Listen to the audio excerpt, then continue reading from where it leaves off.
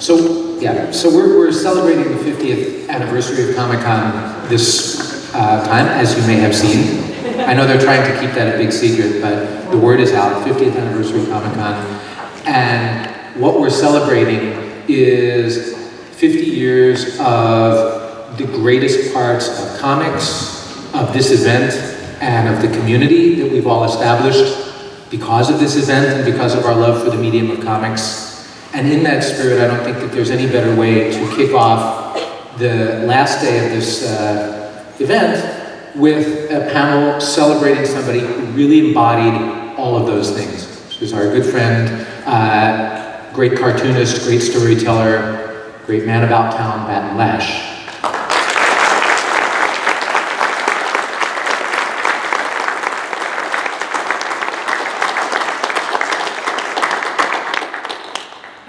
Joined here by a wonderful panel of Batton's friends, professional associates, family members, people who are close to him and got to see the very best of this wonderful man. And I will introduce them down the line. So starting at the far end of the table is Bill Morrison, great cartoonist, MC of the Eisners, purveyor of funny things of all kinds for many, many years. To his right, closer to me, is the big weirdo himself, John B. Cook. I say that out of affection. He is the editor of the awesomely great new book that just came out, The Big Book of Weirdo, and a long-standing member of the community of comic fans and journalists, and conducted a really terrific in-depth interview of Bat that's available in the commemorative book that's for sale at the Exhibit A booth through the show. If you haven't picked it up, take a look. Booth 1909. Booth 1909. Moving yet again closer is writer and longtime friend of Bat, Jim Pasco. Moving in is artist, cartoonist, designer, creator, Dan Boyes. We have Anna Bennett of the Big Red Hair, who is a writer, editor, collaborator on some awesome stuff with her husband Paul Guinan, and at Artist Alley somewhere, right? No, we're not dealing, but I have another panel at 11. Okay. But Jackie's on it too, actually. And then finally, Batton's wife, longtime collaborator, publisher, friend of us all, Jackie Estrada.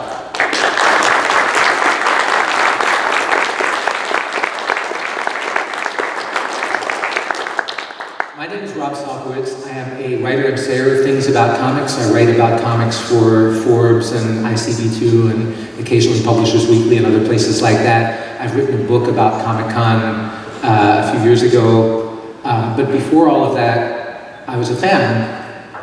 And back in 1997, on a whim, I decided to hop on a plane, show up in San Diego. I found a hotel for about $80, a couple of blocks from the convention center. I walked up on Thursday morning, bought myself a 4-day pass for about $30 or $40. Didn't know anybody.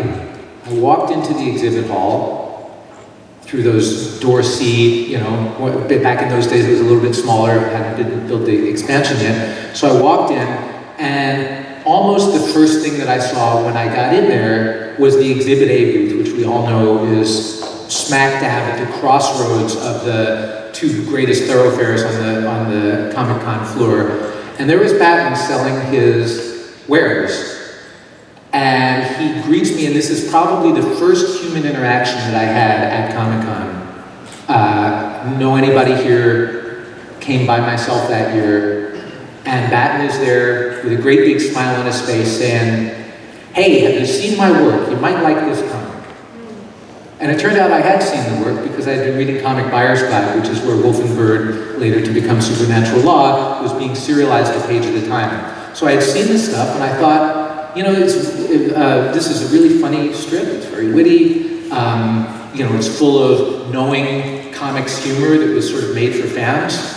And what a surprise that the guy that was doing this strip was also very witty, very knowledgeable about comics, full of warmth and charm, and everything that came off the page that embodied his characters. So I had that great first association of Comic-Con and Batton, but it really took shape the next year when I came back with my wife Eunice, who, if anybody knows the both of us, knows who the friendly person in the family is, and who the approachable person who makes these friendships and relationships is. And so as soon as Eunice and Bat and Jackie met, it was love at first sight, and we have been friends of theirs, and it's embodied the Comic-Con experience for us year after year. Every year that we came back, we would always go to dinner with Batton and Jackie on Tuesday nights. It was sort of part of our ritual, and it was part of our way of kicking things off. So it's, and then of course we would see them holding court in the booth and in the hotel lobbies and in the bars for the rest of the show. So this really kind of defined the Comic-Con experience. So as we're here celebrating this legacy of Comic-Con. So that's my Batton story. I'm going to shut up and let the panelists talk. But I want to start sort of going down the line here with all of you guys to say, what was the first time that you guys met Batton, and what was that experience like? We can start with Bill, and we can just kind of move. Jackie might have to help me out with this. It was a retailers convention. I don't remember if it was Capital City or... I think it might have actually been ProCon, WonderCon. Oh, ProCon, yes. I knew it was not Comic-Con or WonderCon. In fact, Mimi introduced us, I think. Yeah. So I remember meeting Bat, and I'd already seen this comic book and thought it was a great concept. I always know when I see a great concept because I go, why didn't I think of that? It's such a great idea. Damn it. But we hit it off right away. We kind of loved all the same old comics, so we bonded over Steve Ditko and lots of other things. And it was in the early days of Bongo, and when we started doing Treehouse of Horror, Bat was on the list of people that I wanted to have do a story. And in the early days, we would have mostly writers come and do a Treehouse story. People who weren't normally doing the Simpsons comics. People that were, would have to set aside whatever great project they were working on to do our project. Batton, I think, was in issue 4, and he did a Ray Bradbury Illustrated Man parody. It's a great story, so if you can find the issue, look it up. Anyway, we kind of got to know each other better through that. And then we started going up to Salt Lake City, to Mimi and Alan's store up there, and we found out we were sort of a comedy duo. And we did a radio show on a couple of occasions where we cut up and had a lot of fun. I don't want to go too deep into our history because there's probably more questions coming, but that was the initial how we got to be friends. Well, you might want to just throw in about Radioactive Man. Yeah, I was going to go there, but I thought, the question was about how did we meet, and I thought, well, I'm going way beyond that. Radioactive Man was a miniseries that we did, and so we did 6 issues and then it ended. I really wanted to bring it back as a regular series. So by the time that happened, Batton was the first person I thought of to write it, because by that time we knew each other, and I knew that he was like an encyclopedia of comic history, and Radioactive Man comics were all about doing parodies of various periods of comic book history. And so I asked him if he wanted to write it. I didn't know if he would have time, since he obviously had his own book and his own projects going on. But he really took to it. He won the Eisner Award for Best Humor Publication. 2003, was it? 2003, I think. Yeah, I think that's right. Unfortunately, that didn't increase the sales, and the sales were not the best, and we had to cancel the book. But I thought, I'm not letting this go, because I really love what Batton's doing, and I really want to keep this alive. So I started thinking, well, why aren't people buying Radioactive Man comics? And I thought, well, probably because Radioactive Man isn't that present on the Simpsons TV show. but Homer and Bart are, and they've done episodes where Bart is Bartman and Homer is Pie Man. And I thought, well, if we did a book that was Simpsons superheroes, and Radioactive Man was part of that, but we could, every issue could have like a Homer story or a Bart story with them as superheroes, or another character, Lisa and Marge, whatever. Then we could pair that with one of Batton's Radioactive Man stories. So unfortunately those were shorter, those were like only about 15 pages, but we were able to keep it going, and he did a lot of great stories. So if you know Batton's Supernatural Law, Wolf and Bird, but you've never read the Radioactive Man stuff, you're in for a treat. So look it up, find it, and it's some really great material. Yeah, I think my first Comic-Con was the same one as you, Rob. I think it was 1997. And it was, I came here as assistant editor of the Jack Kirby Collector, and I, to help out. And it was awesome to be here. And I remember, I believe it was up at the Hyatt that you and Batton and Jackie was sitting there. We were just relaxing, and I think Arlen might have introduced me. And it was immediately a connection because we had met each other's match as far as late 1960s, early 70s DC Comics, where the name Batton Lash came from. And so it was immediately, Geeksville, immediately between us. And he was such a strong supporter of Comic Book Artist magazine, which I had started the next year. Just a consistently enthusiastic, kind, I'm very touched by him. And so what I wanted to do for him in an appreciation for him was to do a full-length career-spanning interview, and I just split it between issues, but it was really nice to be able to put it in the guide. He was always the first one I remember meeting in the convention. Because I always made a beeline for exhibit, because he was always just there, and he was just a presence, and he was always extremely well dressed, and just a character, just a kind, sweet guy with his Brooklyn accent. I'm genuinely happy to see you. That was the other Yeah. thing. It's like, no con face on Batton. Like he wasn't one of these guys that would get sort of beaten down and beleaguered. When people came up, he would light up, and it was real. It was the real thing. Jim, take it away, sir. Batton's been part of my life for so long, it's hard to even remember life before Batton. But I think that if this wasn't the first time that I met him, this was certainly the beginning of the escapades that were Batton and my friendship. I was living in Pittsburgh, which is where I grew up, and Don Simpson, the cartoonist, and I decided to go down to, I want to say, I think it was a diamond retail show in Maryland, and Don Simpson invited me. He's like, "Hey, I'm going down. Let's go." And in typical Don Simpson fashion, he was sort of like on the drive down. He was like, "Oh, by the way, I'm sharing a room with this cartoonist Batton Lash, so you're going to crash with us, if that's okay." And so, but of course, Don didn't tell Batton. So I show up and introduced, and Batton, who amazingly was not put out and was very generous. And then after the show, we were all drawing. They were drawing and drinking, and then somehow I hooked up with the waitress, and then I went on this weird bar crawl in the deep alleys of DC, and I was trying to, somehow get her to sleep with me, and then, but then she was sort of like, "Oh, I'm living with my parents. Why don't we go back to your room?" And I was like, "Well, that's going to be a little awkward." But then somehow I was like, "Okay, well, let's go back to my room." And so we got back to the room at like 3 o'clock, and I'm super nervous.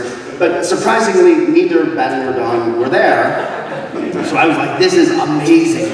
This is it, right?"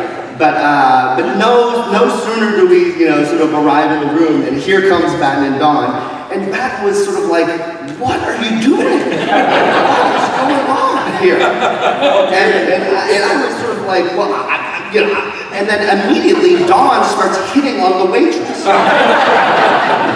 And Dawn was sort of like, "Well, like, thank you for bringing this girl to my hotel room."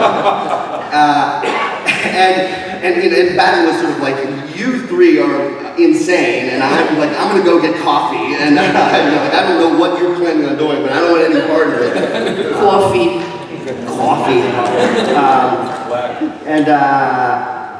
And so, I think that, Batton was always sort of like that kid, like that, Pasco kid. But amazingly, that was 95. Oh, I think that was 92, because it was before it was 92, 91 maybe. Was he still living in Brooklyn? Because he moved to San Diego in 93. Yeah, so it would have been, yeah. Because after that, I got a job working for Comic-Con here in San Diego in 1994, and Batton was the only person that I knew. And so I moved, I knew Faye, because she was the one that hired me. But Batton was the only guy that I knew, and I moved here, and I met Jackie, and it was just this amazing friendship and support structure. And Batton had his studio that was right next to the Comic-Con office. It was very, very small. The Comic-Con office was very small. But Batton's studio was just sort of like, it was home base. It was home. Is that the one over the porn shop? It was the one over the porn shop, yes. Up these creaky stairs. But like other people have said, after that, every single San Diego convention, my very first stop is the exhibit A, and it's just Comic-Con doesn't begin until I see Batton and Jackie, and so it's that's very meaningful. And I'll just mention, although we'll talk about it later, he became a character in the Wolf and Bird comic, Toby Basco. It may have something to do with the escapades. Right, which I guess, but. Well, I first met Batton, they were trying to revive a little comic conventions we used to have down in Mission Valley at the Albar Temple. And I did the work for the guy who was promoting, made signs and posters. So I got a table, and next to me set up Batton and Jackie. And I'd seen him at Comic-Con at the Exhibit A booth, but he was always busy. And I was like, he's busy, I'll come back later. But every time I went by, he was busy. With like people that were like important in the industry, like, I don't want to interrupt that. So then he was there, and so we chatted, and he was really friendly and charming. And then both him and I liked puns. And we could pun each other back and forth. And then, and I was always trying to get him to say, how dare you? So I would just rib him until I got that. And then it made my day. But he's so charming and had charisma and his encyclopedic knowledge of comics. And we were this close to the same generation, so we could talk about the same comics we love and the Batman TV show and stuff. But we did have a few different takes, because I'd say something, he'd say, not a fan. So then you couldn't approach that subject again, because not a fan, and like pretty much okay. But yeah, that's how I met him, and then I got to know Jackie, and then we just became friends. I visited him at his studio, and each studio got either more and more stairs and smaller and smaller. The one when he was just up here on 5th, I think it had 100 steps. And when we had to move him, I helped him move out of the studio. And oh my God, and all his furniture and all his stuff was old, secondhand stuff. And reason people gave it away because it weighed 500 pounds. So after we moved him, I told him, Batton, I'm not moving you again unless your new studio has an elevator. And sure enough, to where his final one on 4th Avenue, he's like, I got a new place. Will you help me move? I go, you have an elevator? He goes, yeah. Okay. That's all I need. And then we just had this friendship all forever. And, I'd see him at the con, come and visit him and Jackie, and see him hold court. And Take trips to... Yeah, we went up to the Hollywood show one year, because Yvonne Craig, I'd had my table in 2006. So she was up there, and then there was somebody he wanted to see too. But we went up there on the train, and I'd never seen Batton, eat yet. So when we had a meal, he had like, the dead chicken that was the, and just a couple slices of fruit. I mean, what the hell, dude? I'm hungry. But he's met. What was that? The radio guy who was a big fan. Yeah, Art. Yeah, he was there, and he got a picture with Art, and we had a great time. And I met Sherry Jackson. And I had done a picture of her for her character in Star Trek, and she signed it. And we just had a good time. And on the way home, we took the train on the way home, and he had this trench coat. And we're riding back, and he reaches into his trench coat and he pulls out all these little cheeses. So we had cheese, and I think he had a flask with some little wines or whatever. And so it's like his magic coat, and he had the little sample airplane wines and cheese. And I was like, all right, that's great. But then everybody at the show, like there was a daughter of Warner, the guy of Jack Warner's daughter or granddaughter, and he knew everything about her, and he told him, about this. And so he was just an encyclopedic knowledge of pretty much everything. And so I always had a good time with him. We could call up and talk comics. I think that's what I miss the most. There are friends, true friends, and friends who will help you move furniture. you are in the inner circle there. Anna? I met Matt on the phone before I met him in person, and it was, I think, 1988. I was 5, no. I was working as an editor at First Comics during the last years of the original First Comics, and one of the titles I edited was Grimjack, and there was a backup featuring Grimjack called Munden's Bar. And Grimjack takes place in a pan-dimensional city, and so Munden's Bar was basically an excuse to get other characters into Grimjack in some way, and because anybody could wind up in Sinisher if their dimension suddenly intersected with it. So I was editing the second and final annual Munden's Bar special, and I really wanted to have creator-owned characters in it, and First Comics at the time did not have creator-owned contracts for the most part, I think for almost all their books. And before that, I had a job proofreading a legal newspaper, and I think through that I had actually been exposed to his strip in the National Law Journal, because it was still called Wolf and Bird. It was running in the National Law Journal, and it was running in Comics Buyer's Guide at the time, right? So I was like, well, that's a weird intersection. This guy who does a strip for the legal newspaper is also in Comics Buyer's Guide, and I had grown up reading Archie comics were my entry point for comics when I was a little kid, Archies and Harveys, and I could definitely see the echoes of the classic Archie style in his work. And as I had started to work in the industry, I became more familiar with some of the earlier comics that I hadn't read, and I could see a lot of that in his work as well. And I just thought it was, I thought it was hilarious, and I don't think he had done a comic book story at the time. He had one Mr. Monster. He had one, that's right, because he was friends with Michael Cooper. So I really, really wanted him and a few other people like Evan Dorkin, who did Milk and Cheese and Pirate Corps, and Reed Waller and Kate Worley, I think, who did Omaha the Cat Dancer. I really wanted to do these creator-owned characters and have them land in this crazy universe in Sinisher. And I was thinking back, and I was like, how did I get a hold of him? Because there was no internet, there was no social media, and it must have been through the Comics Buyer's Guide. I cannot specifically remember, but it must have been through the Comics Buyer's Guide.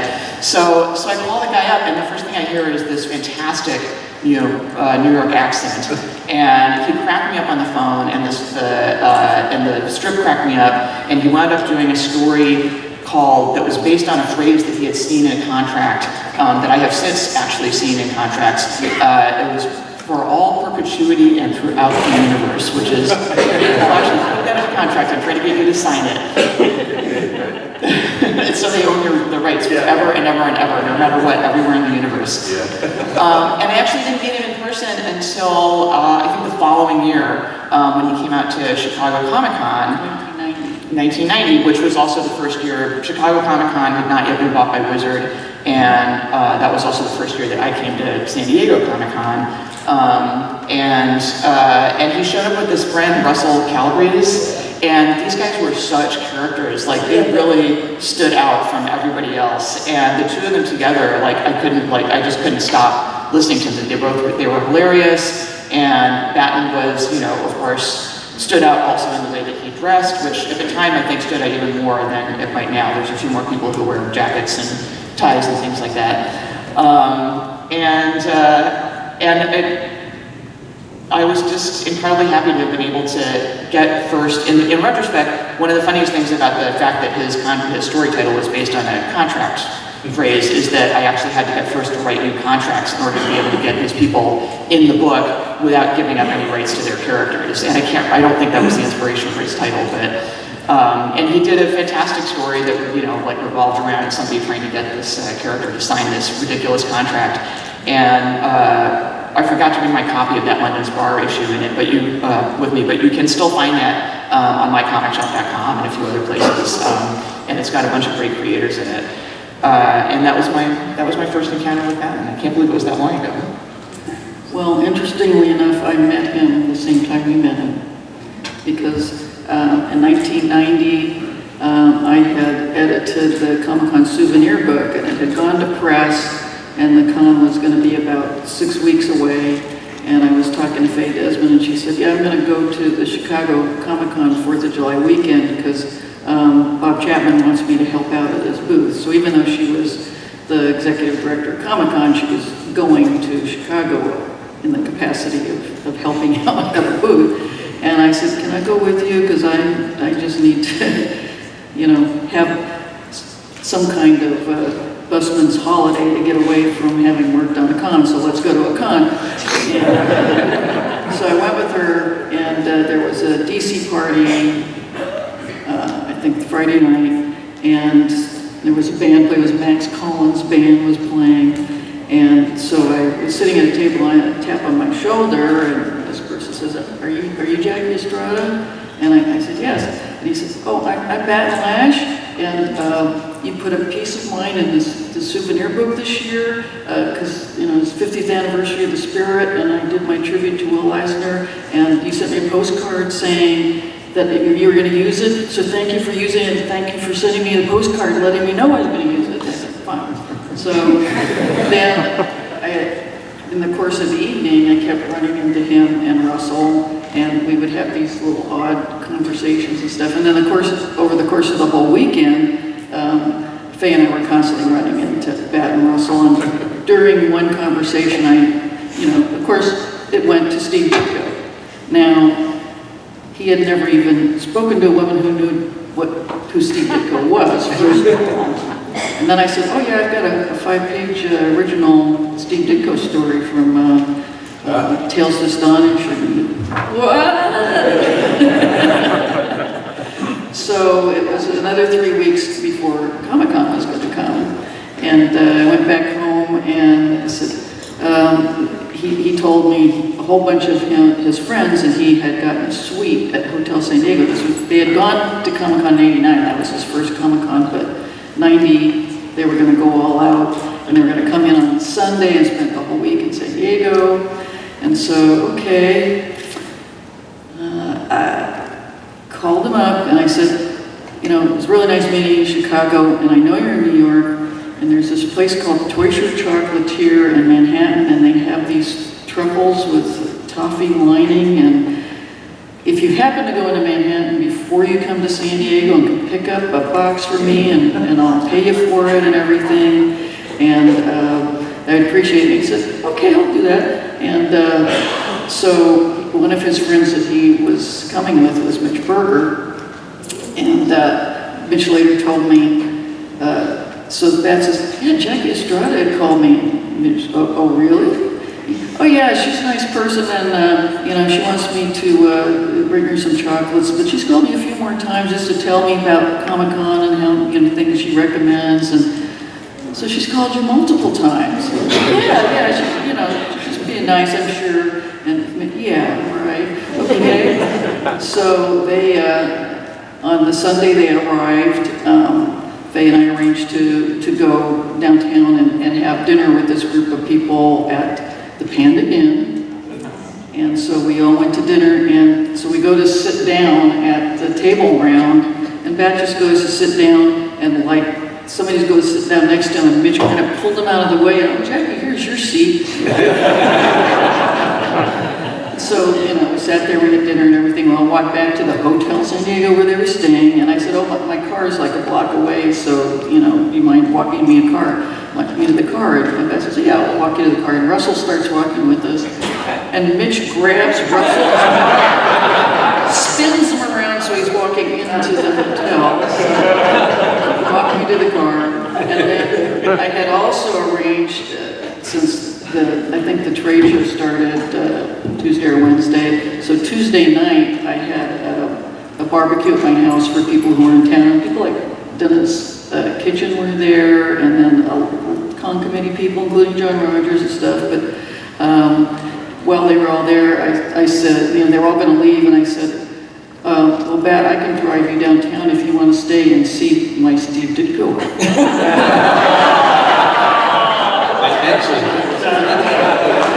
There's a closing line for the ages. So, that was my version of come and see my etching. So by the end of the week, we were a couple.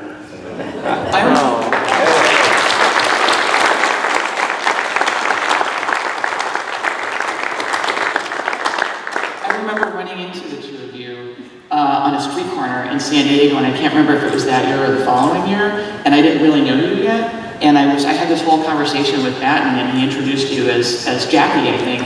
And then I just thought, I remember having this moment of horror because at some point in the conversation I realized who you were, and I went, oh, you're Jackie Estrada! Oh, hi, okay. Not that I was ignoring you, but I was like, okay, this is Batton and his friend Jackie. And then I was like, oh, I know who this person is.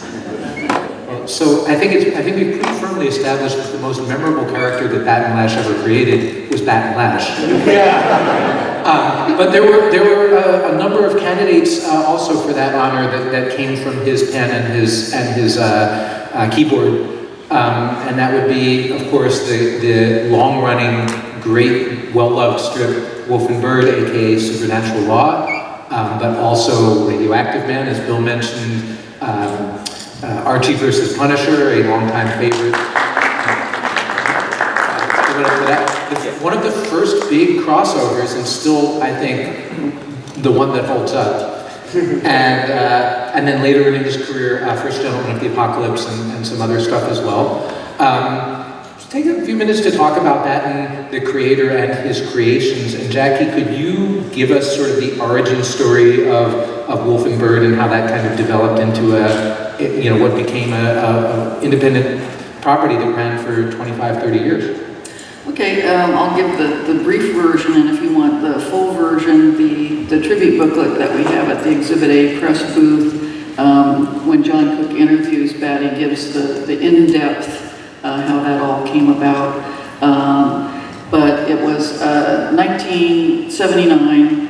He was a graduate of School of Visual Arts as he studied comics there under Will Eisner and Marty Kurtzman, and then after he got out of there, he had been a big comics fan, but he wasn't happy with how comics were being done in the 70s, and he kind of stopped reading them, and he was doing commercial illustration and advertising art and stuff like that, and he was working for the Brooklyn Paper, which was a free newspaper that was distributed throughout Brooklyn, but particularly downtown Brooklyn.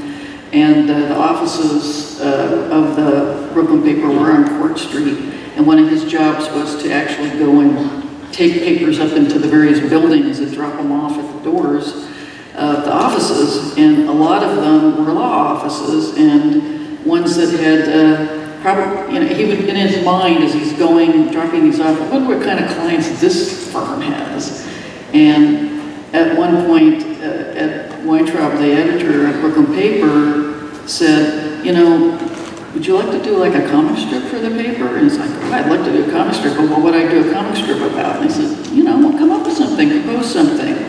And he's going, okay, lawyers are going to read this, so maybe I should make it about lawyers, and what kind of, I love monsters, so what if one of the people that I deliver to, their clients that they have are monsters that they see? So that was the genesis of it in 1979, and then in 1983, he had a contact from the law journal say, do you syndicate this strip? Because you do a strip about lawyers would like to read it, and so it ran, it was the same strips in both papers, so it was syndicated to 2 whole places.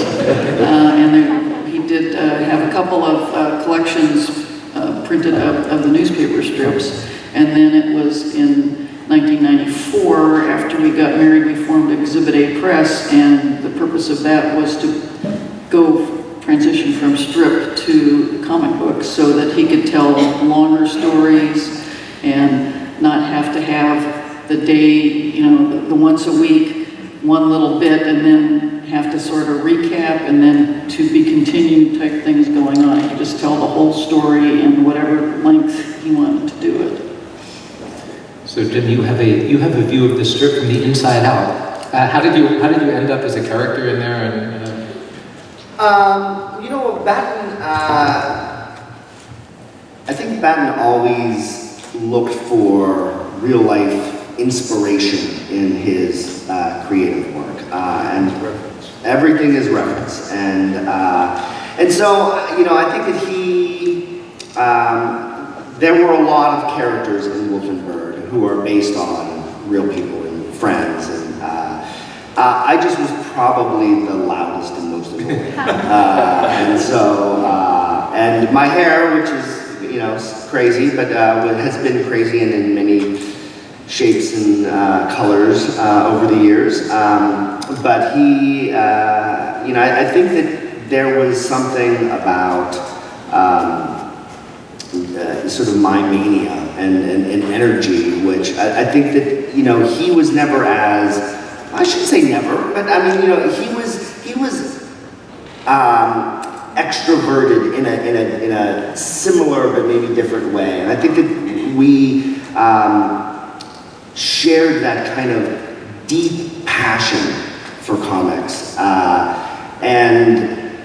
And so I remember he sort of drew the character and then kind of showed it to me, and I was of course extremely flattered. Even if the character was maybe not the nicest of characters or what have you, but He meant well. yeah, exactly. But he would always. Show me, some of the characters were very obvious who he was parodying or cameoing or whatever. But it was, I owned a crime fiction publishing company for about 10 years called Ugly Town. And my writing partner and I, Tom Fassbender, became a character. His wife Samantha became a character. And so it was just always this, it was, I made this comment about write what you know, but he would just, he had this way to look at life and put a spin on it and make it funny, but not just make it funny, make it mean something. And I think that his writing and his cartooning was a testament to a pursuit of excellence. And he believed in it passionately, and he never stopped trying to be the best. He was a smart critic too. Yeah, But that, Maybe you would make it smart, you'd have to think about it. It just wasn't the simple gag. Right. And then if you knew the references, then you got even deeper. But yeah, it's always a smart kind of. well, you had mentioned puns, and I can remember reading some of the early issues and kind of groaning at these puns, and I would sort of say like, I don't know, man, you might want to lighten this up or like tone this down a little bit. But in reading it several times, it's like what you realize is that he was this master magician, and that these puns, which were funny, were really these masterful arts of distraction, because deeper below there were these very insightful bits, and they were humorous or wise. And while you were sort of laughing or groaning at these sort of big, outrageous gestures, he was really striking at the heart with a subtlety that I don't think a lot of people appreciate, even people who love his work. I think that it's a deep and really masterful art that he had. Well, this is the greatness that, you do a strip that lasts for 35, 40 years that can be summed up in a single line. This is, they're lawyers and their clients are monsters. And to be able to keep that going and keep people caring about that, you need to understand these characters, you need to make us care about the characters, you need to construct one clever and engaging and funny situation after another, and then layer on top of it the wordplay, and then also the visual punning that went on. You could not, you had to look at every single panel of that comic. You didn't sit there and read it for like in 20 minutes and set it aside. You had to look at every panel because there was always something going on that was very clever or referential or something like that. And as clever as you were trying to puzzle it out, there was always one more thing that you missed that Batton would be happy to point out for you at the booth. So John, you conducted this very extensive conversation with him. Can you talk a little bit about what he was saying about his influences and his work style and how that stuff sort of affected, like what he was kind of going for in some of that with his craft? Steve Ditko. Mr. A. Well, but from what Jim was saying, Will Eisner, because And a dollop of Archie and some more Weisinger was in the there. main storytelling, Eisner said, each page tells a story, each layer tells a story, each panel tells a story, and he followed that. Yeah, he was also very passionate about Ditko as well. And Yeah, it was a lot of the drawing style was him, and Johnny Craig was also a big influence.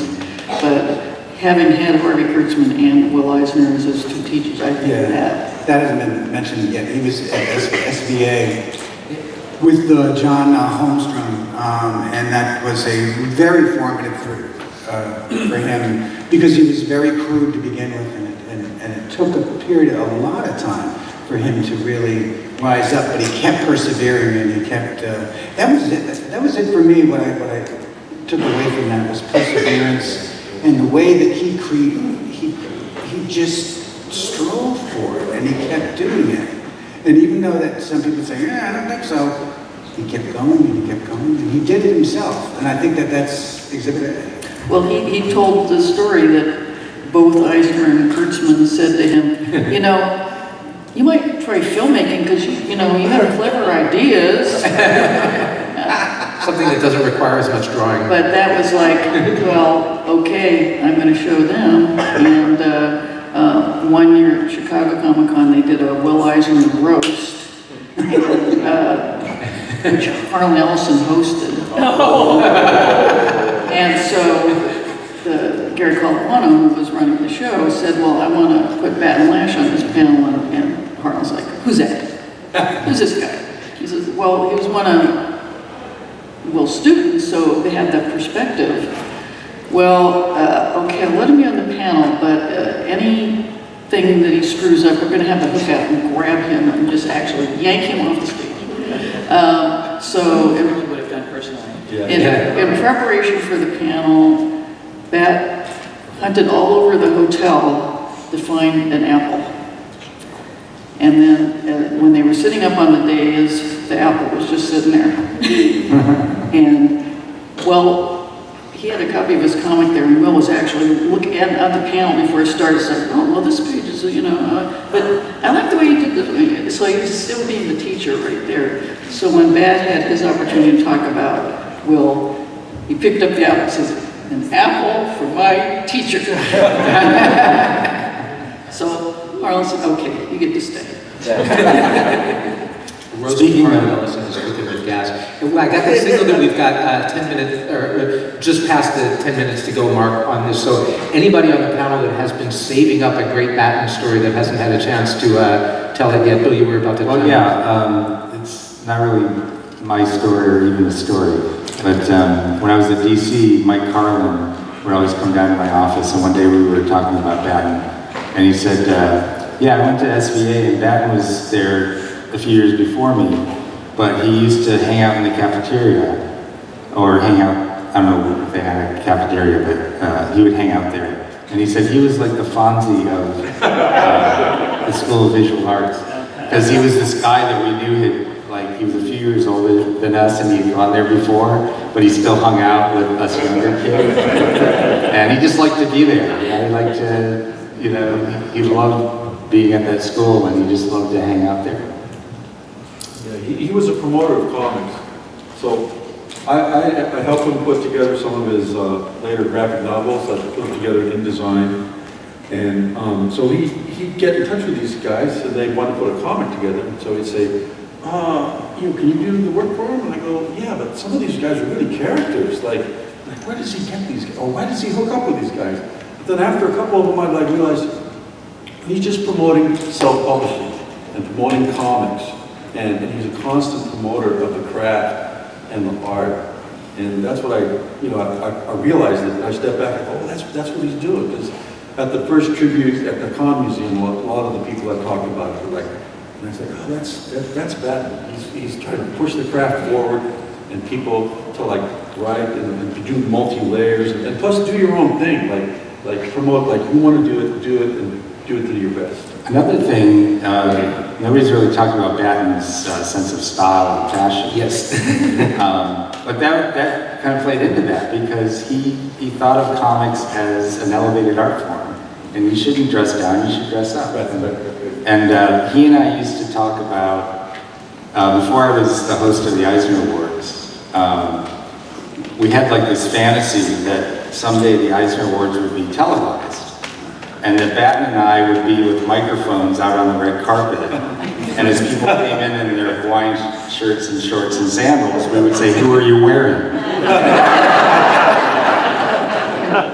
And that was Batton's joke.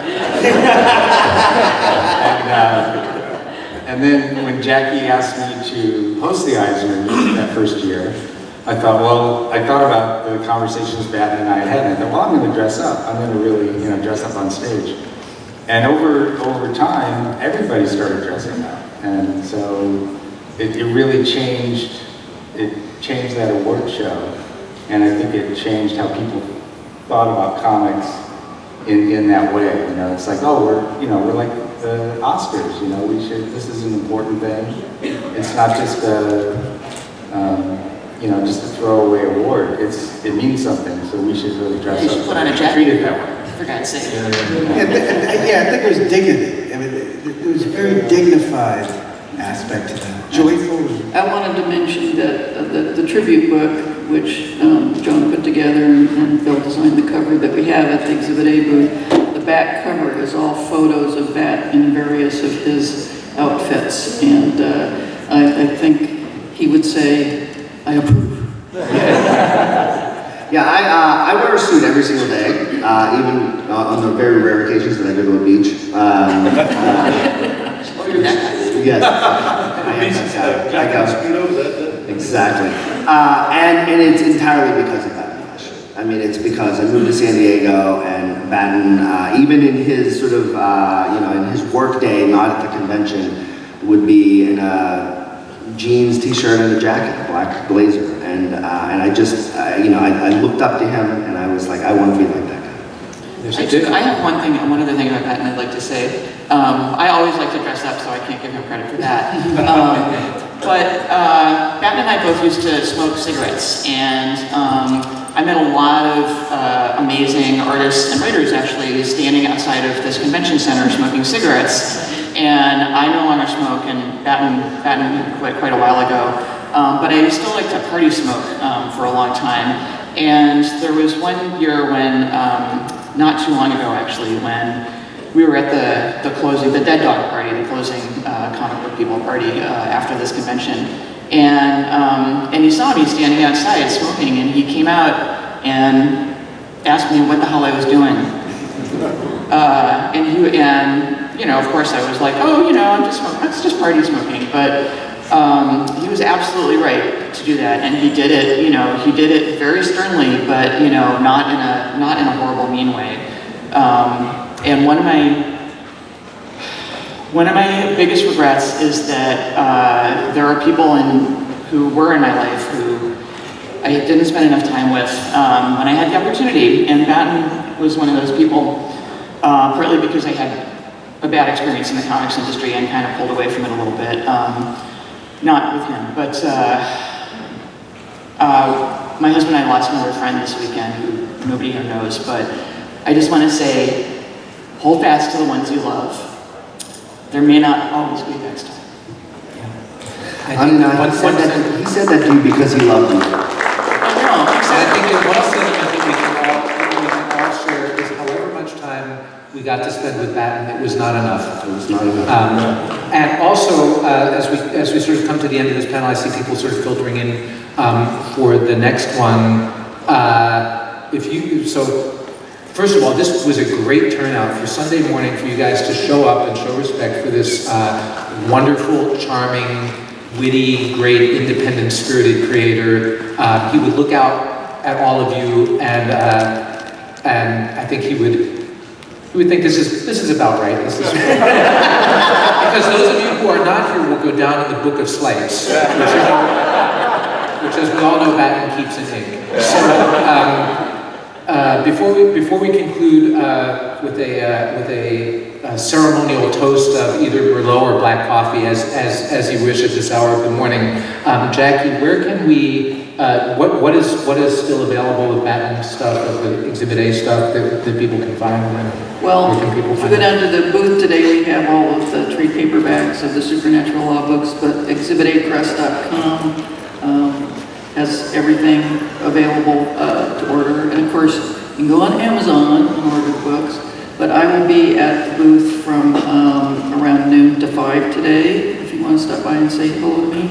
And free with purchase is an Archie versus Punisher button, which were from 25 years ago, which were recently unearthed. So they're the authentic ones from when he did Archie versus Punisher, and Marvel actually did a publicity tour for him for them, and they did buttons and T-shirts and the whole thing. So as we come to the end, first of all, thank our panelists and let us.